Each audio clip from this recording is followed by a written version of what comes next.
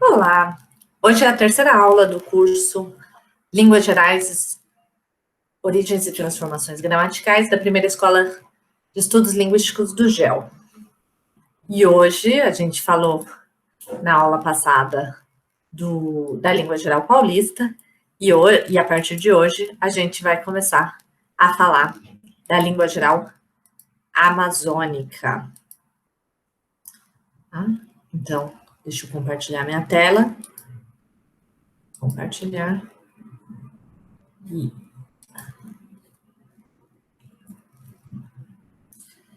E a gente vai começar pelas vogais do Nhangatu e usar isso do Nhangatu, tanto falado no Alto Rio Negro, pelos povos Baré, Baniwa e Urequena, povos Arawak, e por uma família de Sateré-Maué, povo Tupi. E a gente vai usar isso para falar um pouco da hipótese de criolização.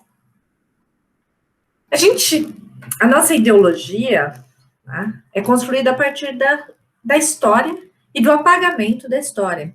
Então, a gente tende a ver as colônias portuguesas como únicas, né? Como única. Mas, a rigor, a gente tinha duas colônias portuguesas, o estado do Brasil e o estado do Grão-Pará. Em cada uma delas se desenvolveu uma língua geral amazônica, diferente. A língua geral paulista, a partir de 1532, que é a formação de São Vicente, e a língua geral amazônica, que que a gente vai considerar que vai começando a partir de 1616. As duas seriam provenientes daquela do Tupinambá, que é a língua mais usada na costa do Brasil. Para entender a história das línguas gerais em geral, um ótimo ponto de partida é o artigo As Línguas Gerais Sul-Americanas, que o professor Arion Rodrigues publicou na Pápia, em 1996. Agora, para entender realmente, com mais detalhes, a história da língua geral amazônica e como essa língua geral amazônica foi utilizada para diminuir a diversidade de línguas na Amazônia e abrir caminho, então, para a portugalização, né, para o português ser a língua hegemônica na Amazônia, um ótimo livro é o Rio Babel, a História das Línguas na Amazônia. E o professor Bessa Freire escreve esse livro, que já está na segunda edição, e na fala dele, na live, no Abralinha ao vivo, ele retoma um pouco essa discussão. Então, acho que vale muito mais a pena ler o livro, mas dá uma corridinha, pelo menos na live do Bessa, lá na Abralinha ao vivo. O que eu vou falar de história das línguas vai ser muito baseado nesses autores, tá? Além de alguns outros elementos que eu vou trazer aqui. Bom, a gente deve estar se perguntando, que é a mesma pergunta que a gente fez lá na língua geral paulista. Os portugueses chegaram, demorou um pouco, um século, para começar a colonização na Amazônia, tá? E por que utilizar o Tupinambá? Por que não utilizar o português? Tupinambá seria a língua da costa, né? A gente já tinha visto que o Tupinambá era a língua da costa. Por que a língua da costa seria usada para a colonização da Amazônia? E aí que mora a história. Aqui é um mapa do artigo do Lev Michael e outros autores, de 2015, na Liames, artigo disponível, né? Como tudo que a ciência, a maioria das coisas que a linguística faz está disponível, né? No artigo do Michael tem esse mapa, que a gente já mostrou em outras aulas. Vejam que o Tupinambá é a língua da costa, e ele é uma língua da família Tupi-Guarani. É uma das línguas mais conservadoras da família Tupi-Guarani. Todos esses pontinhos aqui são línguas também da família Tupi-Guarani. Guajajara, Meriron. Tá? Então, o Tupinambá do Maranhão vai ser usado na formação como língua de colonização, né, como língua de comunicação interética, na colonização, na fundação de Belém, em 1616, na fundação do Forte da Barra. Barra é o termo usado até hoje pelos falantes de Nhangatu para se referir a Manaus. Tá? Essa área, então, que começa a colonização de Maranhão até o que hoje a gente chama de Manaus, né, o Forte da Barra, é a área de línguas tupi-guarani. Então, quando se diz que usa o Tupinambá para facilitar a colonização da Amazônia, é justamente porque o Tupinambá é uma língua da mesma família que muitas das línguas faladas nessa região. Vamos olhar, então, um outro mapa. Esse mapa do livro da Loretta O'Connor e do professor Peter Muskin, em que a gente vê essa área cinza aqui. Essa área diz respeito, então, às línguas tupi. Então, toda essa área aqui é de língua tupi. Então, o Tupinambá, que é uma língua da família Tupi-Guarani, que é parte da família, né, Tupi, ele vai ser falado como língua de comunicação interética aqui ele já era falado nessa área. Então, é diferente quando, por exemplo, a gente fala de um crioulo, por exemplo, cabo-verdiano, em que o português vai ser falado por povos africanos, falantes de várias línguas, e o português e os povos africanos, falantes de línguas bantus e outras línguas, não têm relação absolutamente nenhuma. Aqui não. O Tupinambá vai penetrar uma região que é, historicamente, berço das línguas tupi-guarani e das línguas tupi. A concepção de que é o berço, a gente viu lá na primeira aula. E isso, tanto os arqueólogos quanto os linguistas concordam.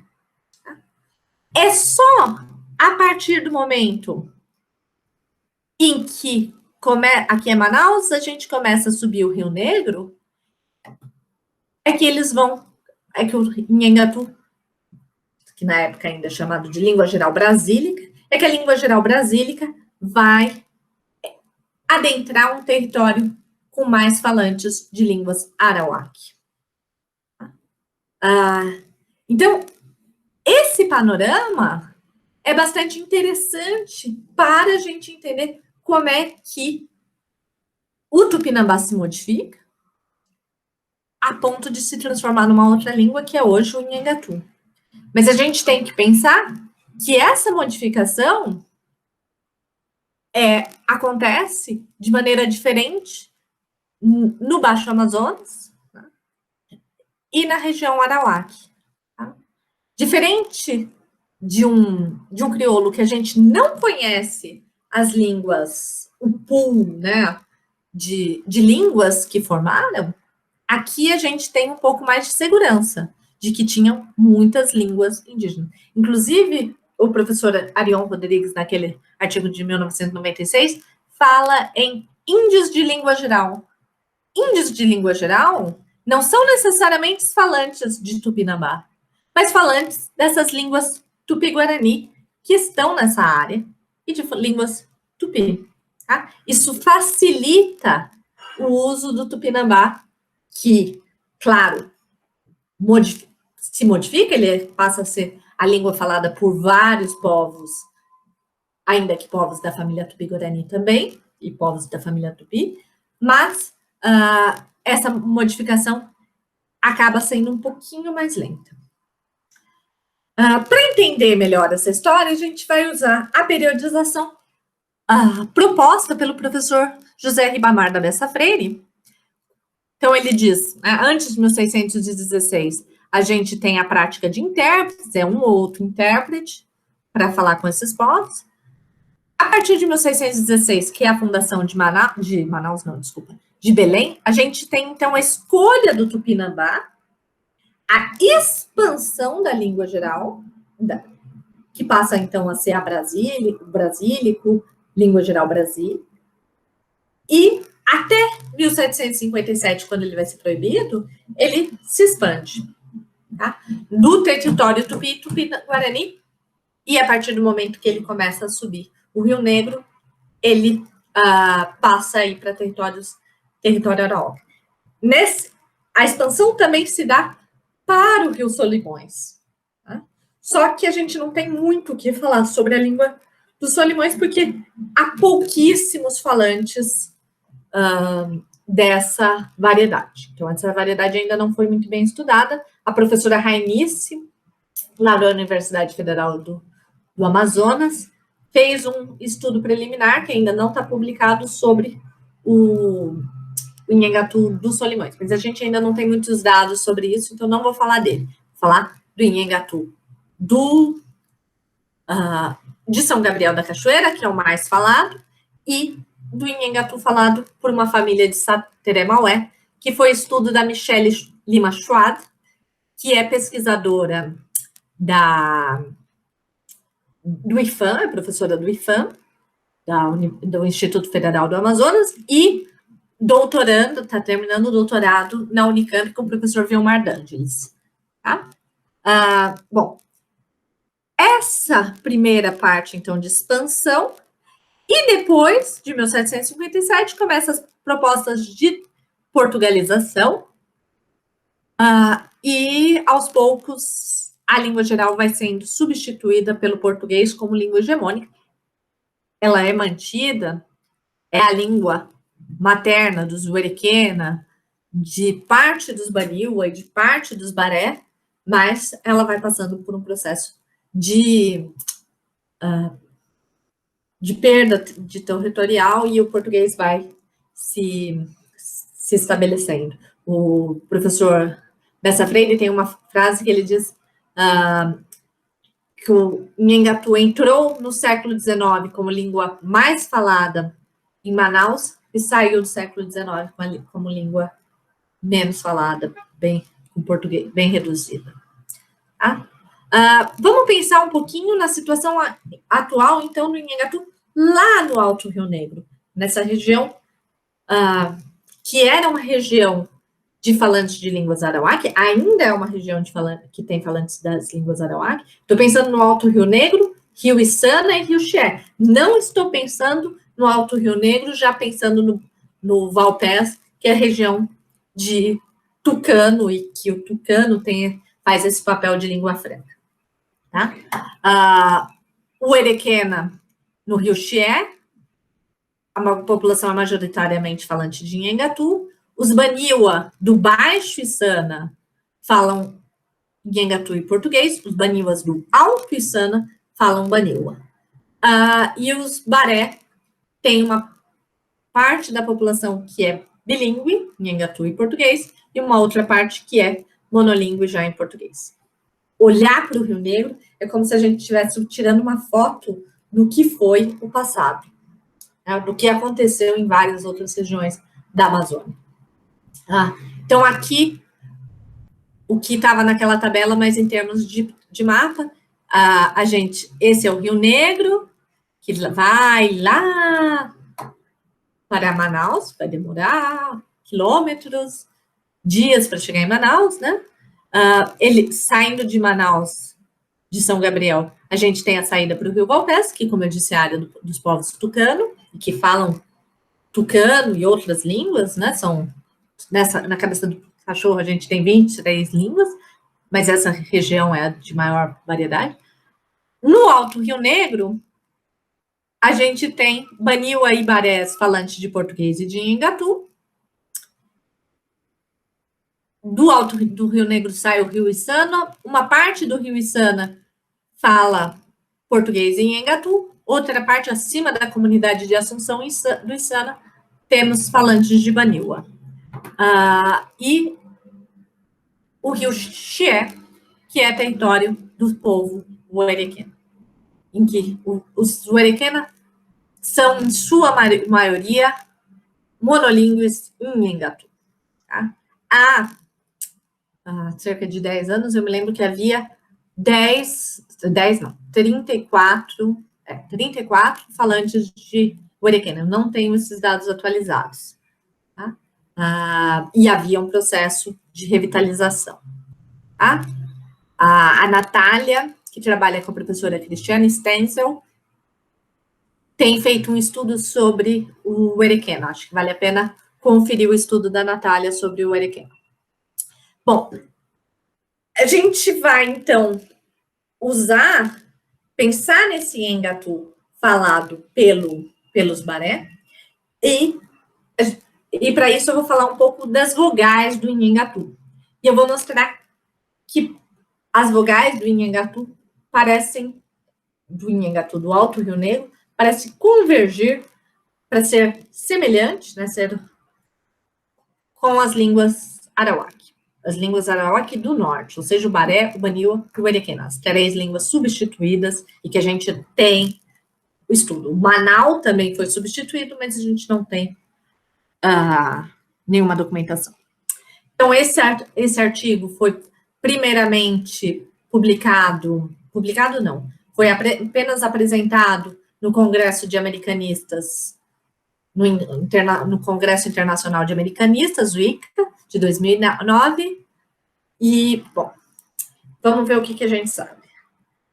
As línguas tupi-guarani, ou seja, aquelas línguas que a gente viu no mapa do Michael, que estavam naquela região do Baixo Amazonas, elas têm, em geral, 6 vogais orais com as suas contrapartes nasais.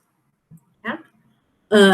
E esse é o sistema que a gente encontra no trabalho do professor Arion Rodrigues, em vários trabalhos sobre línguas tupi-guarani. Muitas línguas ainda têm. No proto-tupi-guarani, a gente poderia reconstruir esse sistema. O tupinambá também é uma língua com esse sistema. Outras línguas tupi-guarani, como o tapirapé, por exemplo, o ampiaua, modificou totalmente. Tá? E não criou, simplesmente modificou o sistema de vogais. Aqui, então, no tupinambá, bastante conservador, sendo a língua que mais se assemelha, em termos vocálicos, ao que foi reconstruído para o proto-tupi-guarani. No século XVIII, ainda tem, com base em catequismos e outros documentos do século XVIII, a professora Ruth Montserrat escreveu um artigo mostrando que ela chama de tupi médio, que seria a língua geral brasílica já no século XVIII, ou seja, depois de pelo menos um século sendo usada como língua de comunicação da colonização, e nesse livro, que é um livro que infelizmente está esgotado, mas que é organizado pelo professor Bessa Freire e pela professora Carlota Rosa, a professora Ruth Montserrat, então, mostra que até o século XVIII esse sistema estava bem conservado, com as 5 vogais orais. A única coisa é que o O parece ter perdido a sua correspondente, a sua contraparte nasal. E o Nhengatu? O Nhengatu, falado por Baré, Baniwa e Uerequena, povos arawak. O Nhengatu tem 4 vogais. O U central e o O desapareceram. Fonologicamente, a gente até tem tiacó, né? Tiacó, que é eu não sei. Esse O ainda acontece quando eu tenho a junção entre U e A. Mas, fonologicamente, são essas 4 vogais. Redução de vogais. Sistema bem típico de crioulo, será? Acontece, se eu olhar para essas 4 vogais, né, e as suas contrapartes nasais, eu preciso também olhar para as vogais das 3 línguas substituídas: o Baré, o Baniwa e o Ariquena.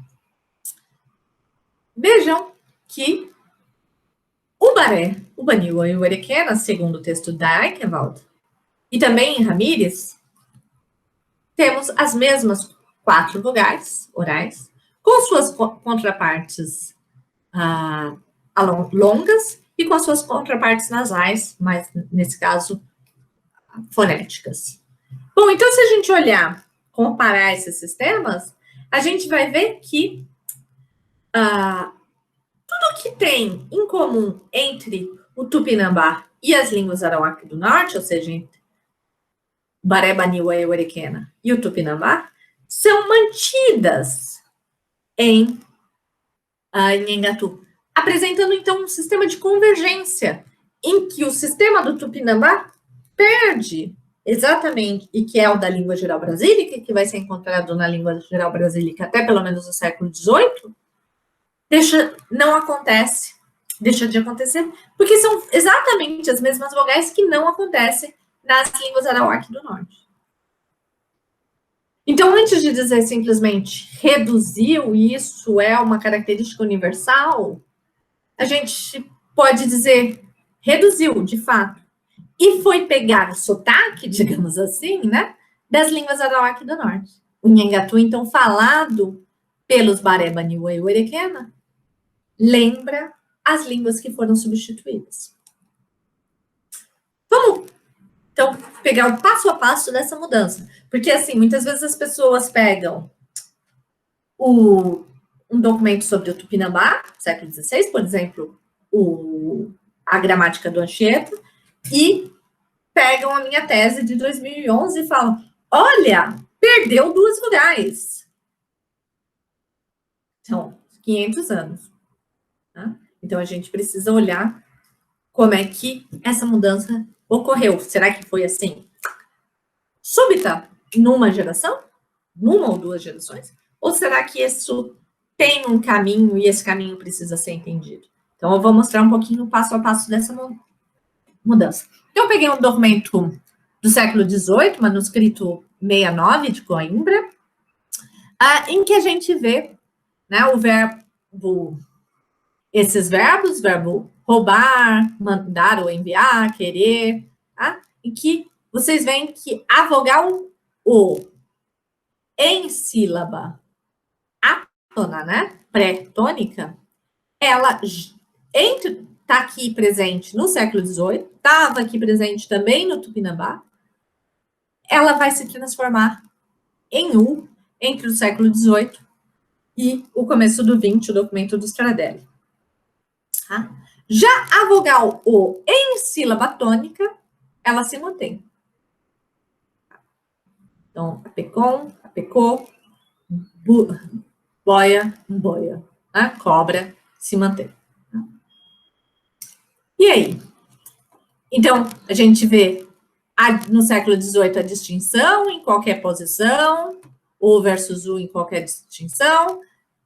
No século XIX, só fica em sílaba acentuada, e no século XXI, todo mundo vira U e o O deixa de existir. Tá? Então, isso é o que aconteceu com a vogal O. E o central? E a gente pode ver que esse passou a I quando ele estava antes de uma vogal, né? Ele passa a g, que é o que acontece no português. Então, a p, aba, vai virar apigá, homem.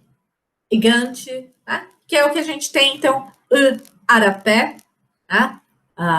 O dono da canoa, faltou um izinho aqui, fica garapé, igarapé.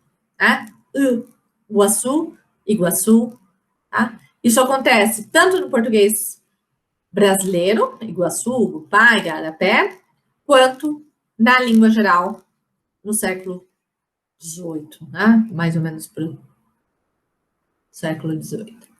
Em outros contextos, o café vai virar i, simplesmente o i, pituna, pituna. e vira I.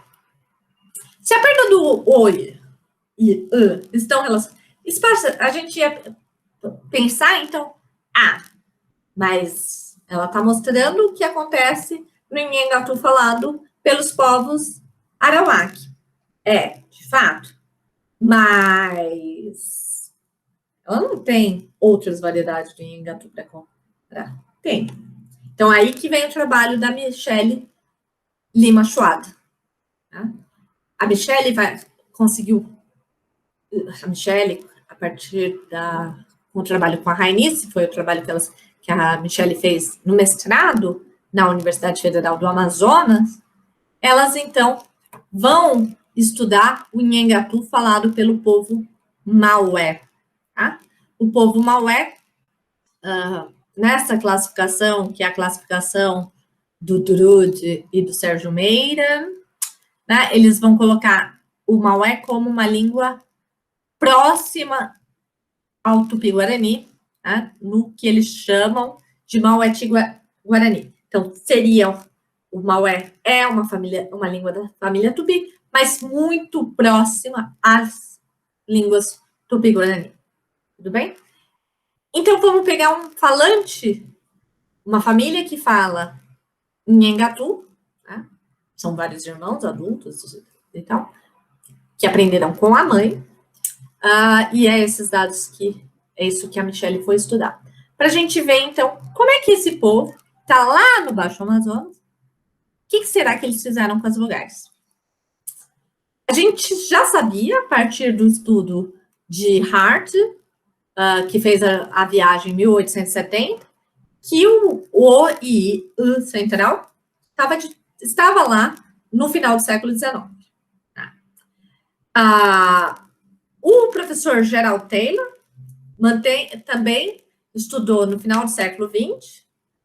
Ele também indica que o I estava no Nhengatu falado pelo Sateré Maué.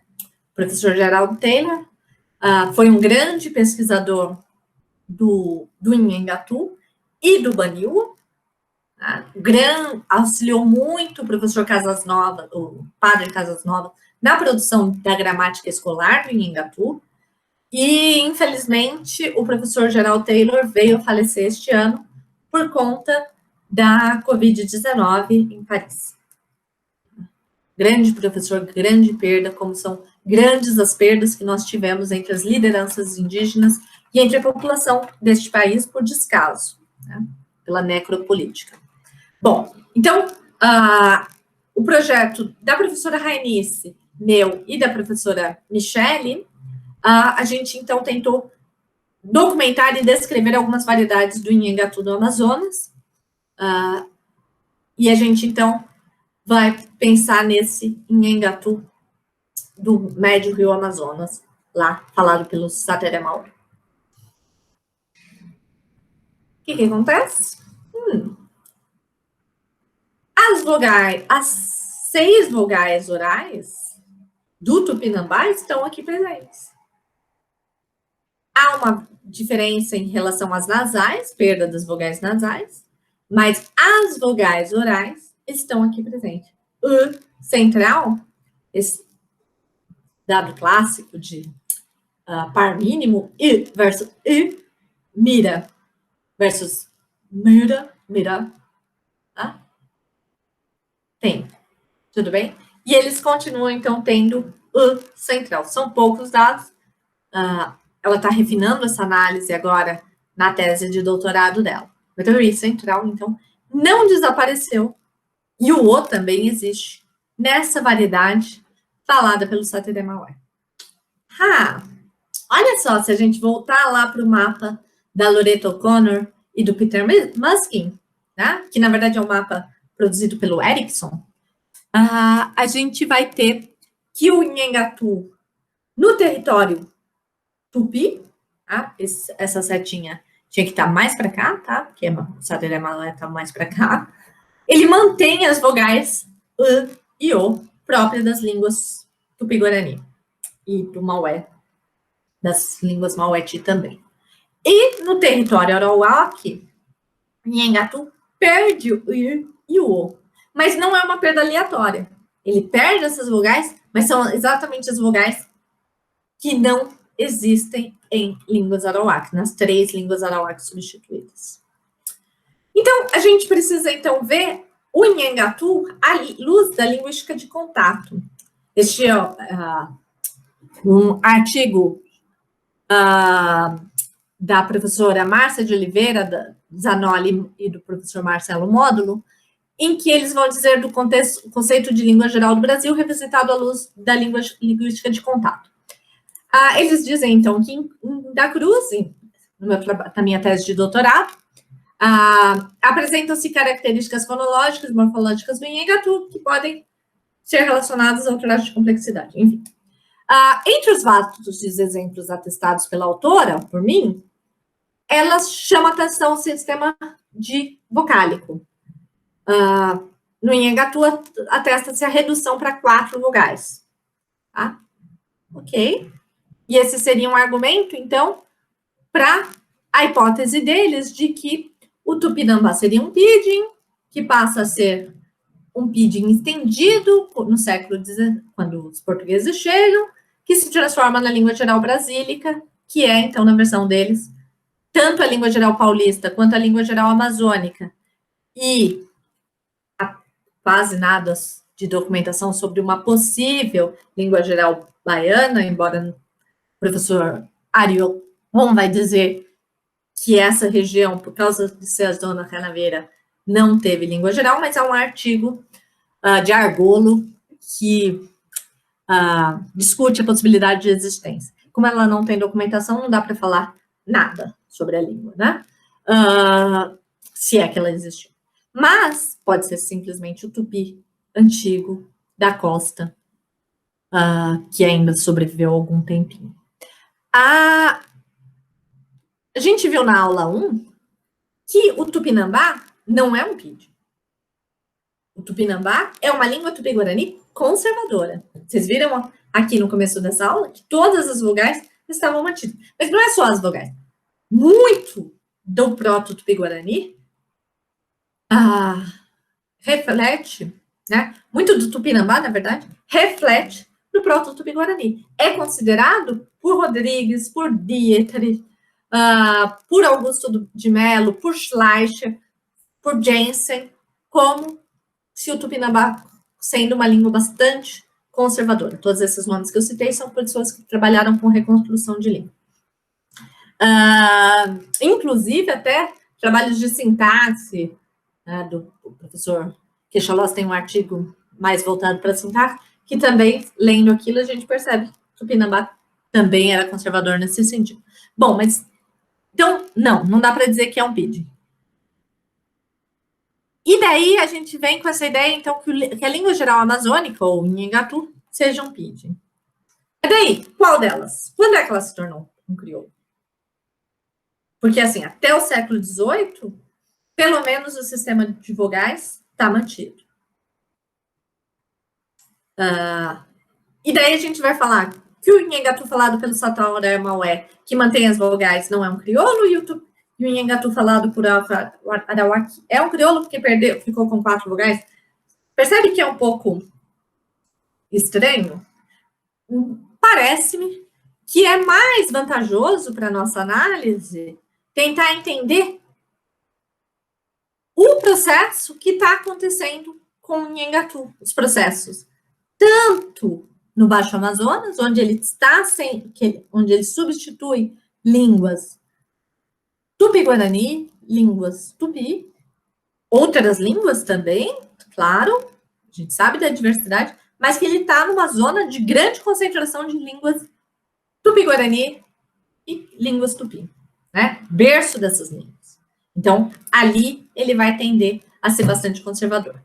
Por outro lado, no Alto Rio Negro, ele vai ter substituído, não um pool gigantesco de línguas, mas a gente vai ver a clara substituição de 3 línguas, o Baré, o Baniwa e o Ariquena.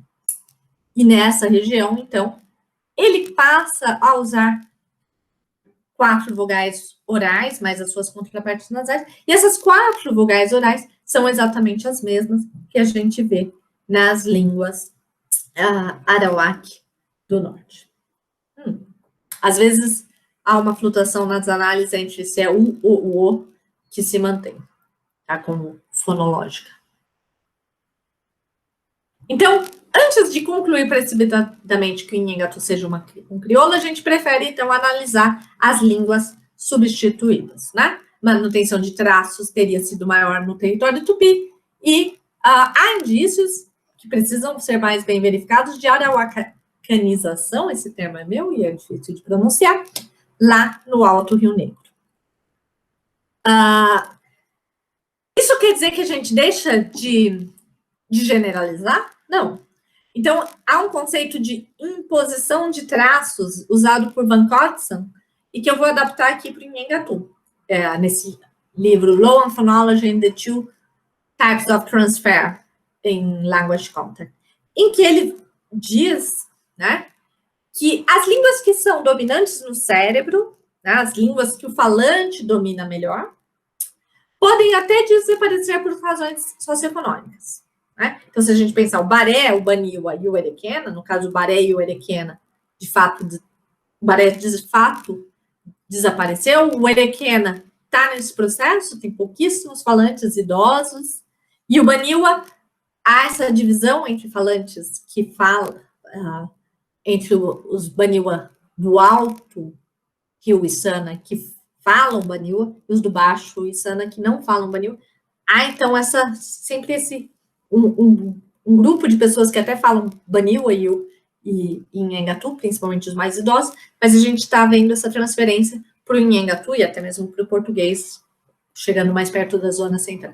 Então, essas línguas arawak estariam dominante do cérebro das pessoas que estão fazendo a troca de língua por razões socioeconômicas, porque o Nhengatu era a língua de comércio.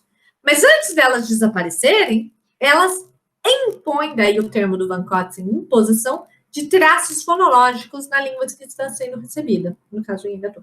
Vamos pensar assim, se eu começar a falar inglês aqui, like low phonology and the two types of transfer, two transfer types, vocês viram que eu errei na hora de, mesmo lendo, eu errei. Por quê? Porque o meu cérebro quer falar types of transfer, que é mais fácil para mim do que transfer types. Ou seja, o meu cérebro de falante de português está sempre portuguesando a língua que eu estou aprendendo como segunda, que é o inglês. No caso, então, no processo de shift, né, de substituição linguística, o que a gente pode pensar é que os barelos Baniwa e Erequena vão aprender Nhengatu, mas eles, um pouco dos traços das línguas originais, se mantêm na língua recebida, que no caso é o Nhengatu.